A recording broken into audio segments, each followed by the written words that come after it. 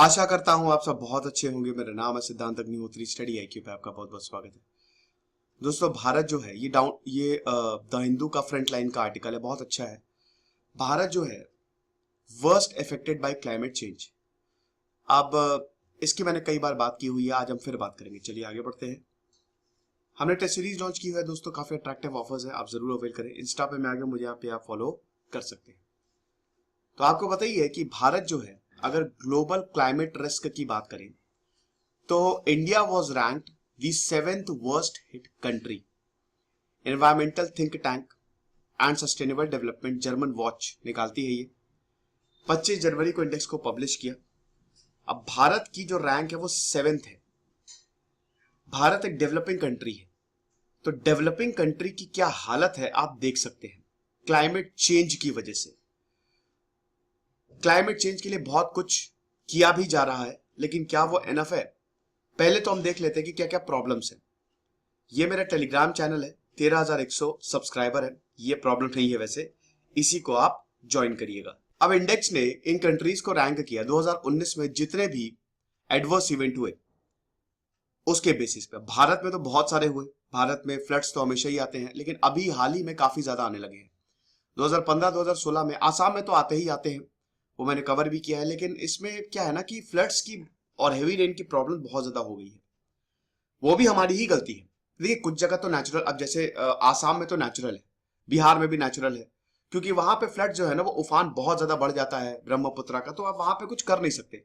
लेकिन कुछ जगह अननेचुरल है ना। कुछ जगह ये मैन मेड है फ्लड, जैसे मुंबई में, मुंबई हर साल डूब जाती है क्योंकि मीठी नदी तो ब्लॉक है, ड्रेनेज सिस्टम बिल्कुल बर्बाद है।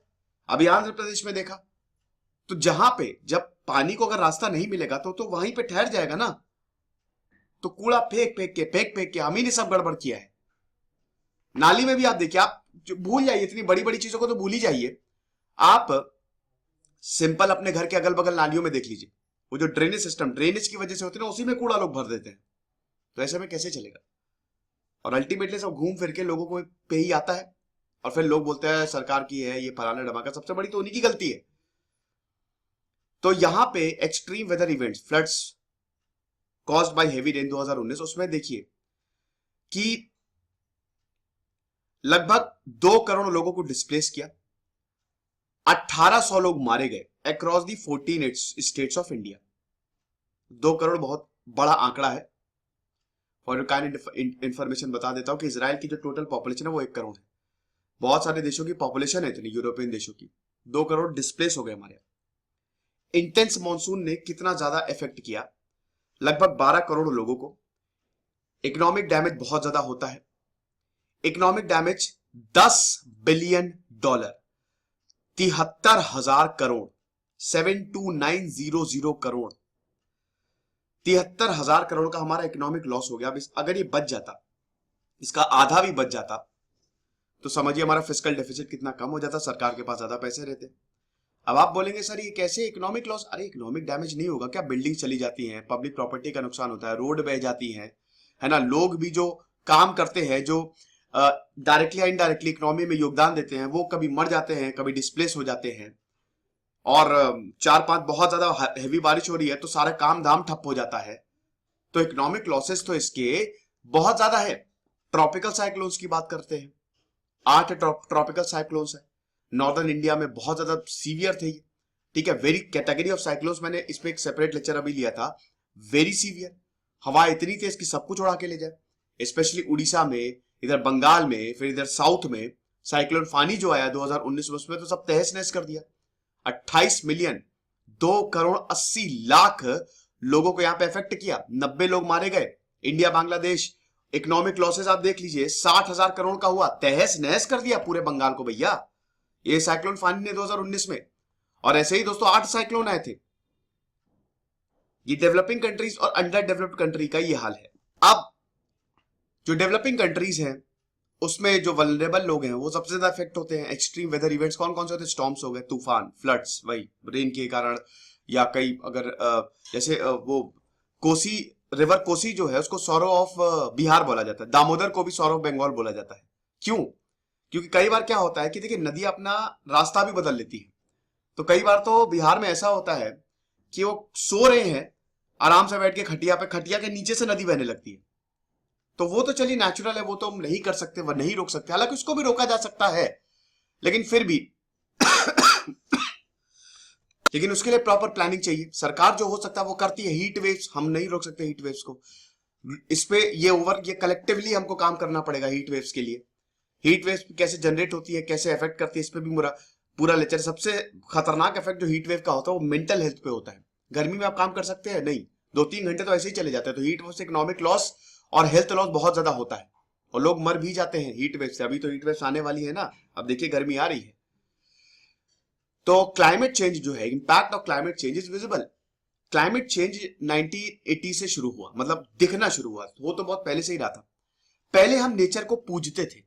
हिंदुइज्म में भी ना नेचर को सर्वोच्च माना गया है, इंसानों को बहुत ही नीचे माना गया है। नेचर आप देखिए ना, हिंदुइज्म में जितने भी भगवान हैं वो नेचर को डिपिक्ट करते हैं एक तरीके से, मतलब नेचर की पूजा करो। लेकिन अभी क्या हुआ, मॉडर्न वर्ल्ड में नेचर को बिल्कुल साइड में रख दिया है और इंसानों को यहां पे सबसे ऊपर मान लिया गया, जो हमारी सबसे बड़ी गलती है। हमारी वैसे कोई औकात है ही नहीं, लेकिन हमारी सबसे बड़ी गलती है ये कि हम अपने आप को सबसे ऊपर मान लिए। अभी आपको पता है ग्लेशियर टूटा उत्तराखंड में, कितने लोग, बड़ा अनफॉर्चुनेट इंसिडेंट था ये। तो नेचर के सामने ना हमारी कोई औकात है नहीं, उसको कुछ नहीं करना, उसको बस ऐसे चुटकी बजानी है ना, वो थेनोस की तरह हम सब साफ हो जाएंगे। और ऐसा हो रहा है, क्योंकि क्लाइमेट चेंज जो है ना, कोई भी पॉलिटिकल पार्टी जो है वो क्लाइमेट चेंज को अपने मैनिफेस्टो में मतलब विजिबली तौर पे शामिल नहीं करती है, कि लोगों को लगे कि हाँ भैया ये लोग गंभीर हैं। और ग्रेटा थनबर्ग जब कुछ बोलती है तो उनपे खूब गालियां दी जाती है क्लाइमेट चेंज को लेके। तो इसीलिए हमको अगर सबसे इस समय सबसे बड़ा कोई अगर विलन है वो है क्लाइमेट चेंज, और उसको हमको ठीक करना है। भैया डूम्सडे क्लॉक का आपने देखा है कि नहीं, 100 सेकंड अब हम तबाही से दूर है। डूम्सडे क्लॉक एक एटॉमिक क्लॉक होती है। साइंटिस्ट, बहुत दुनिया के सबसे बड़े बड़े साइंटिस्ट जो हैं, वो क्लॉक को वो मैनुअली कंट्रोल्ड होती है, ऐसा नहीं कि वो घड़ी चल रही है कि दुनिया कब खत्म होगी। तो इस बार साइंटिस्ट ने उसको 100 सेकंड पे सेट किया है कि 100 सेकंड बाद तबाही है। ऐसा क्यों है? क्योंकि साइंटिस्ट 3 चीजों को देखते हैं, उसमें एक है क्लाइमेट चेंज, दूसरा हमारी टेक्नोलॉजी, तीसरा है न्यूक्लियर वेपन्स। तो क्लाइमेट चेंज हो रहा है, ग्लोबल वार्मिंग हो रही है, ये विजिबल है, और अगर ऐसा ही रहा तो हम खत्म हो जाएंगे। तो यहां पे जो गरीब देश हैं, जो डेवलपिंग कंट्रीज हैं, दे आर हिट हार्डेस्ट, और ये ज्यादा वल्नरेबल है, लोअर कोपिंग कैपेसिटी है। सिंपल सी बात है ना, भारत में भी अगर आप देखें तो कोपिंग कैपेसिटी, एक तो लोगों को अवेयर करना पड़ेगा, लोगों को बहुत ज्यादा अवेयर करना पड़ेगा कि इन सब वेदर इवेंट से बचे कैसे। या आप ऐसा कुछ भी ना करें, छोटी छोटी चीजें बड़ी चीजों को बनाती हैं, तो ऐसा कुछ भी ना करें जिससे वेदर या क्लाइमेट पे, क्लाइमेट तो खैर एक परमानेंट फेनोमेना है, वेदर एक टेम्परेरी फेनोमेना है, उस पर असर है। तो 10 कंट्रीज में से जो 8 हैं 2000 से 2019 के बीच में जो सबसे ज्यादा अफेक्टेड थी, या तो वो डेवलपिंग कंट्री है लो और मिडिल इनकम के साथ पर कैपिटल, जैसे मोजाम्बिक, जिम्बाब्वे, बहामास, ये वर्स्ट अफेक्टेड 2019 में रही है। ये टॉप 10 में है ये देश जो है, बहामास हो गया, मोजाम्बिक हो गया, Zimbabwe, Malawi, Japan, Afghanistan, Japan भी है इसमें तो, और साउथ सूडान, ये सब है, नाइगर, बोलीविया, ये सब top 10 worst affected countries. Doctor Anjali Prakash ये बोलती है कि देखिए भारत का इसमें आना कोई बहुत बड़ी बात नहीं है। भारत की सरकार है, इनिशिएटिव ले रही है, लेकिन प्रॉपर रिसोर्सेज को इंटीग्रेट नहीं किया जा रहा है, डिस्ट्रिक्ट लेवल पे कोई इंप्लीमेंटेशन हो नहीं रहा है, और इसमें ऐसा कोई सरप्राइजिंग नहीं है। और जिस तरीके से भारत का पैटर्न बदल रहा है, एग्रीकल्चर पूरा मानसून बेस्ड और मानसून ही चेंज हो रहा है, अब हमको सोचने की जरूरत है, और अब सरकार को क्लाइमेट चेंज को रख के नीति बनानी है, वरना सच में आगे आने वाला समय दोस्तों बहुत ज्यादा खतरनाक होने वाला है हमारे लिए। ये आप देख सकते हैं टाइम्स ऑफ इंडिया का, ये बहुत ही अच्छे से उन्होंने इसको एनालाइज किया है। अब आप देखिए टॉप 10 वर्स्ट कंट्रीज, पहले पे मोजाम्बिक, जिम्बाब्वे, तीसरे पे बहामास, फिर जापान, मलावी, अफगानिस्तान, 7th पे इंडिया है। लाइफ कितनी लॉस्ट हुई है, फिर extreme weather events 11,000, financial loss देखिए $2.56 ट्रिलियन का, ये पूरी दुनिया की बात हो रही है। और आप ये देखिए डेवलप्ड इकोनॉमिक्स के क्या हाल है, ऑस्ट्रेलिया 19 है, चाइना 32 पे है, इटली जो है वो 35 पे है, बेल्जियम जो है वो 64, डेनमार्क 82, यूके 102।